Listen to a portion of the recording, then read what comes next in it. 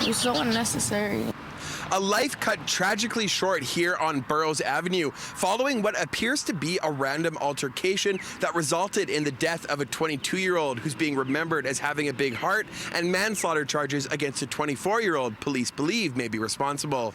They just came up to us. On Wednesday, Winnipeg Police Service identified the homicide victim as 22-year-old Alan Henry Anderson, and those with him at the time of his death say he died during an incident on Burroughs Avenue that lasted just minutes after a chance interaction between two groups. Police say Anderson was part of one of two groups who became involved in a dispute that resulted in a physical altercation Tuesday morning around 3:45 a.m.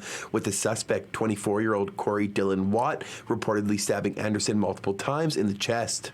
His girlfriend, who we're not naming due to safety reasons, claims Anderson was trying to protect her with bear spray after a member of the group tried to stab her during the altercation, which she claims the other group started. He was trying to defend me, you know, so and I was trying to defend him too, so we were both trying to help each other. Both his girlfriend and another friend who were on scene tried to save Anderson's life, performing CPR on him and trying to stop the bleeding, but he would die later in hospital as a result of his injuries. She says while he had his struggles, he was trying to do better and was getting in touch with his faith and with God. His heart, it was really hurt, but he had a big heart for people out there, so those ones, you know, like, even though he was hurt, he tried to help others and make them laugh and had a life ahead of him, you know? Anderson's mother, Amanda, who didn't want to be recorded, said he was a loving brother and was loved dearly by his family, who are remembering him as full of energy and full of life.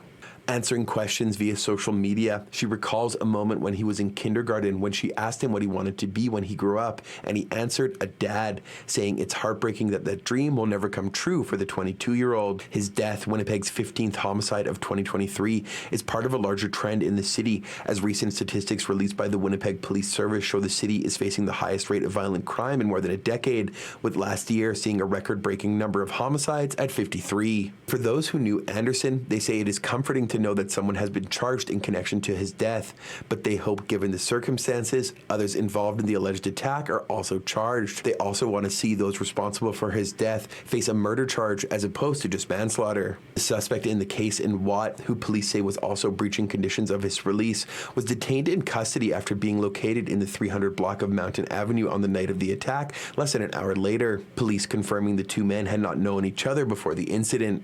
Anderson's family are now trying to raise money to cover funeral costs, and police say they do not anticipate any further arrest regarding the death. In Winnipeg, Modjeski, City News.